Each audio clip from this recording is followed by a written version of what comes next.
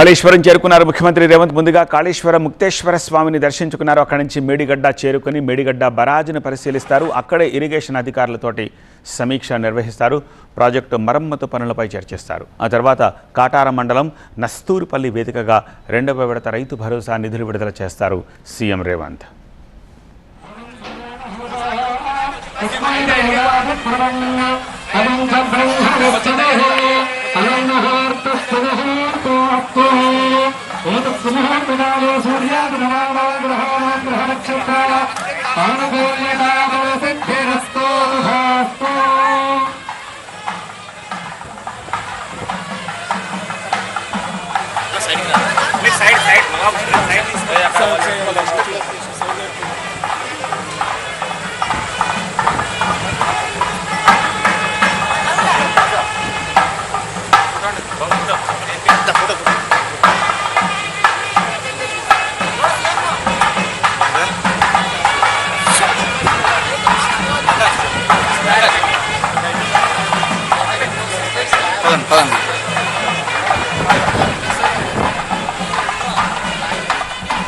CM రాక సందర్భంగా ఆలయాన్ని అందంగా ముస్తాబు చేశారు. 200 కోట్ల రూపాయల వ్యయంతో ఆలయ అభివృద్ధి పనులకు సీఎం శంకుస్థాపన చేస్తున్నారు. శిలాఫలకాన్ని కొద్దిసేపటి క్రితం ఆవిష్కరించిన దృశ్యాలను చూశాము.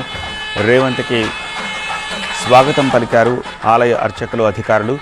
టెంపుల్లో కార్యక్రమాలు పూర్తి చేసుకుని అక్కడి నుంచి మేడిగడ్డ బరాజుకు బయలుదేరుతోన్న దృశ్యాలను లైవ్లో చూస్తున్నాము. కొద్దిసేపట్లో మేడిగడ్డ బరాజ్ చేరుకుంటారు సీఎం.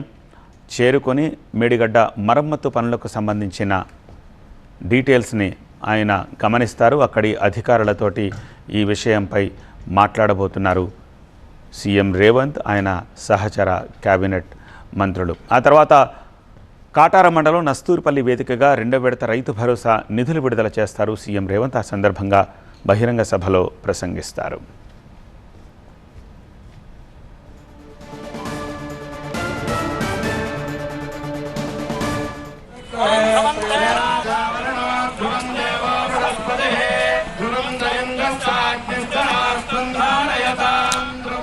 సీఎం భూమి పూజ చేస్తోన్న దృశ్యాలను చూస్తున్నాము. 200 కోట్ల రూపాయలతోటి కాళేశ్వర ముక్తేశ్వర ఆలయ అభివృద్ధి పనులకు ఆయన భూమి పూజ చేస్తున్న దృశ్యాలు. ఆ తర్వాత శిలాఫలకాన్ని కూడా ఆవిష్కరించారు.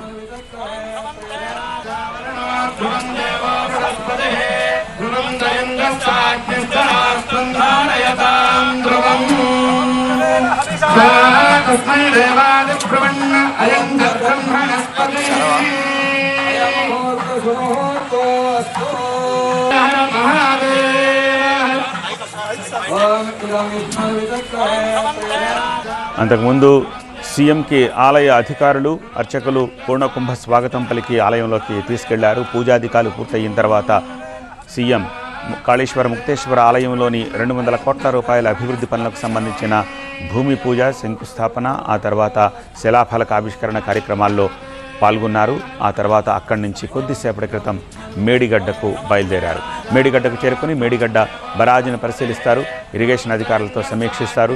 ప్రాజెక్టు మరమ్మతు పనులపై మాట్లాడతారు.